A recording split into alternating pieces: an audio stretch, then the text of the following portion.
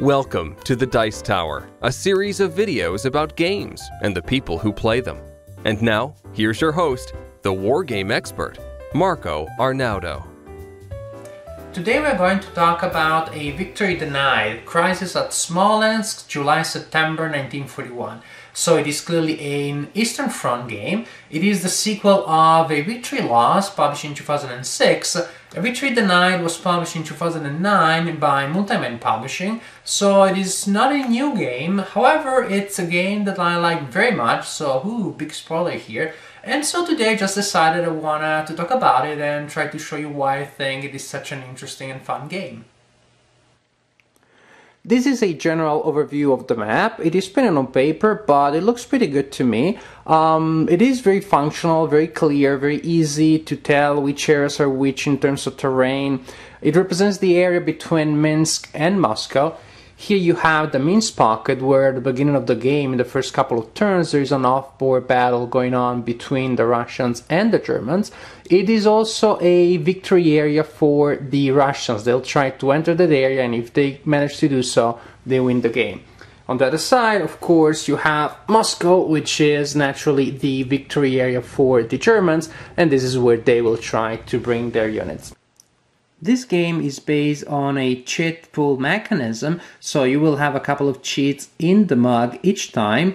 Some cheats are mandatory, they will always or almost always be there, and they are reinforcement, supply, German air power. The Russian artillery will enter in turn 2, but then it will be there for the rest of the game. And like in any cheat pool mechanism game, this adds a lot of interesting unpredictability. You know the reinforcements will enter the game each turn, so you can count on that, but if you need them desperately, they may enter at the beginning of the game, at the beginning of the turn or at the end of the turn, and that will make all the difference in the world to you.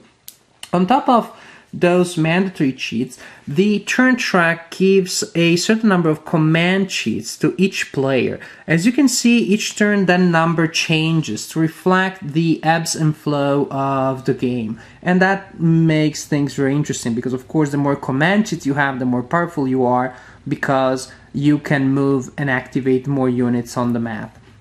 So each turn, based on those numbers, each player will choose which cheats will add to the cup. Any cheat, when drawn, will allow you to activate a Russian headquarters, or a German headquarters, a German panzer group, or one of these can be the Guderian cheat, which is not added to the mug. It's the only one that, if chosen, the German player will keep just, by himself out of the mug and can be played at any time, just to represent how sneaky Guderian can be and just enter the game whenever he wants.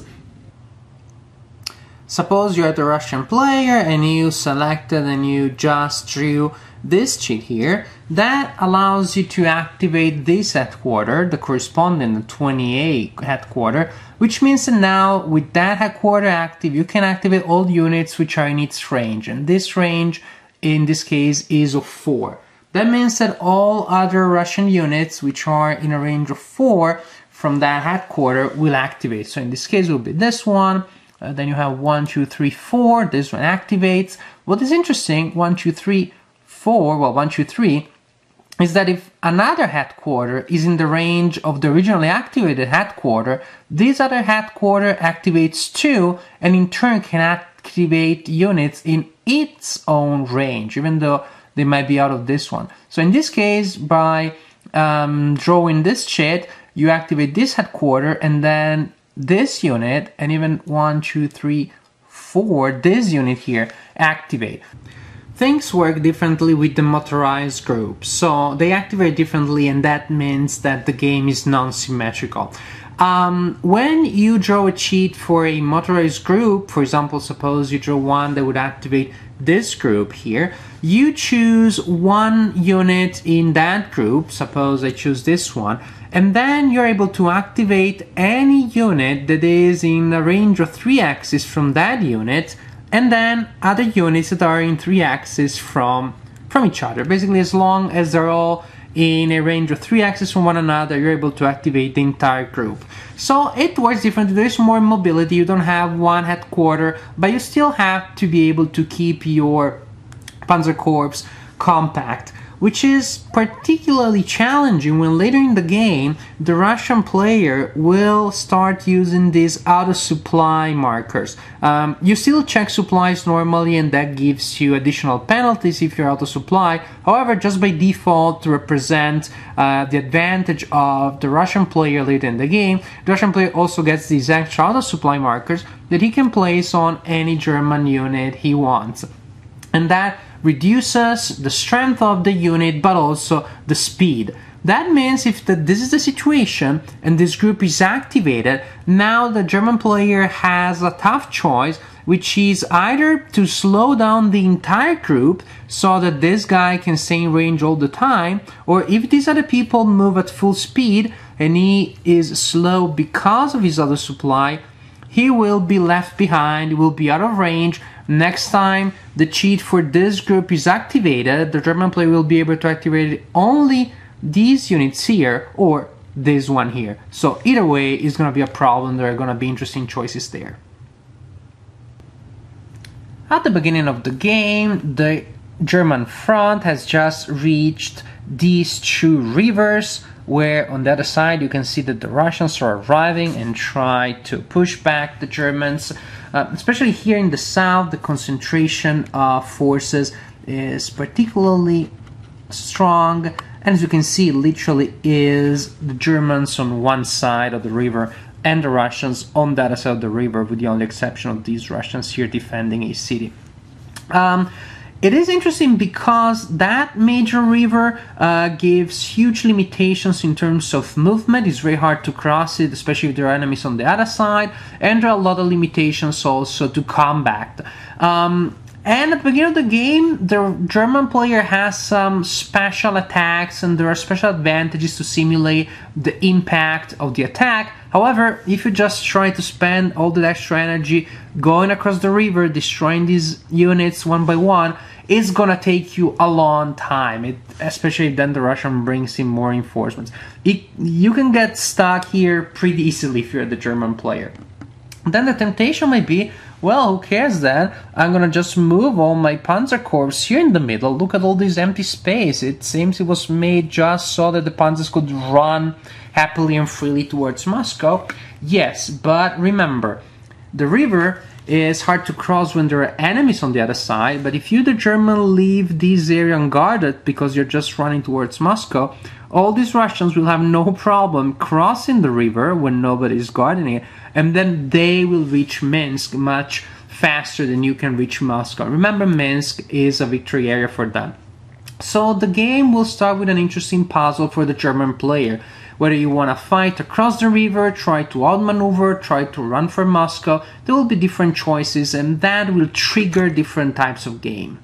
Maneuvering and positioning are of extreme importance. One way in which this is true is because of the enemy zone of control, that, like in every other game that uses this concept, slow down and arrest the movement of the enemy. And this is very crucial in a game where the Germans are just trying to run towards Moscow, and the Russians, which are much weaker, are basically just trying to slow them down to prevent them from reaching Moscow and or from getting the victory point cheats from the cities in the east. And the Russian is going to try to use zone of controls precisely to do this, to make the ground sticky, at least to slow down the Germans. Also, the zone of control factor and position is very important because of the combat system. I'll show you the combat table to explain what I mean. This is a game where you use the ratio between the attacker and the defender to determine what the result is of the attack. You know, 2 to 1, the attacker is 3 times, 4 times stronger than the defender, 5 times, things like that. And look at the results. Those D, they just, the R does mean retreat, and D means defender. So, for example, you mount an attack with at a 3 to 1, you're 3 times as strong as the defender, And all the results you can have is the defender retreats 1x or DR2, the defender retreats 2x's. You need to be 4 times as strong as the defender to hope to have the defender lose 1 step on top of retreating for 2x's. So you mount a powerful attack here. For example, here's like 12 in strength against 3, 4 times as strong, and you need to be very lucky. Otherwise, all that happens is, that's it. Maybe you're very lucky, that's all that happens. Then you advance after combat, and all you've done is that now you are deeper in enemy territory, and you're more likely to be surrounded by the Russians. And as I said, the zone of control is very important in combat precisely because it is so hard to do damage to the enemies with frontal attacks. The 90% of the damage that you will get is when the enemy will force you to retreat, and you will have to go through zones of control of the enemy while retreating. That is when you lose a step per zone of control that you cross. So if this is the case, the Russians are much weaker usually than the German, but if they just force the German in this situation to retreat 1x, whichever x is in a zone of control of the Russians, so the units will lose a step each. Force them to go through 2 zone of controls when they're retreating, then they will lose another step and they will be destroyed. So the majority of the units that I've seen being destroyed in this game was because of smart exploitation of the zone of control system, much more than because of the combat table per se. So that tells you how important it is to plan your positioning and your maneuvering well, which really makes this game fun and challenging. A Victory Denied has Chrome, but Chrome never gets in the way of playability. For example, you have the Minsk Pocket, which is that off-board battle from which the German player can receive some early reinforcement, but if he decides to do so, then there is also a possibility that the Russian will receive some extra forces represented by the escapees from the Minsk Pocket, or think of the fact that the game has a variable number of turns depending on what Hitler will decide to do on the Eastern Front. Also the fact that the German player receives a different number of command sheets in different phases of the game. In different phases of the game, the German player will have a different number of units out of supply. All of these things that do not don't come from the choices of the players, do give you the sense that what happens on the board is part of a larger historical canvas of events. However, it does not feel like a burden. You don't feel that you have to follow certain procedures just to create a simulation. Everything that comes from the outside does add a level of challenge, makes things fun, is something that you have to take into account, and you can rework in your strategy successfully to your advantage or not. So everything just works very well. It's a very tight game. It's easy to play. It's easy to learn. The manual is not long. It's a lot of illustrations, a lot of examples. The game can be taught easily. It's just fun. From beginning to end, there will be things happening and you will just be working on your strategies, be surprised by the strategy of the opponent. Different games will play very differently. Different players will play in different styles and exploit different possibilities given by the map or different phases of the game. So it is just a game that I never get tired of playing. I always jump at the opportunity of playing when I have one. If I don't have, I try to create one. It plays well by email, by Vassal module too. So it is just a great fun game, and I really recommend you try it.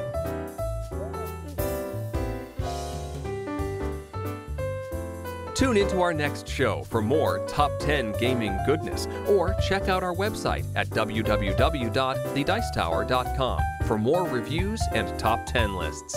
Until next time, I'm Eric Summerer, and you've been watching The Dice Tower.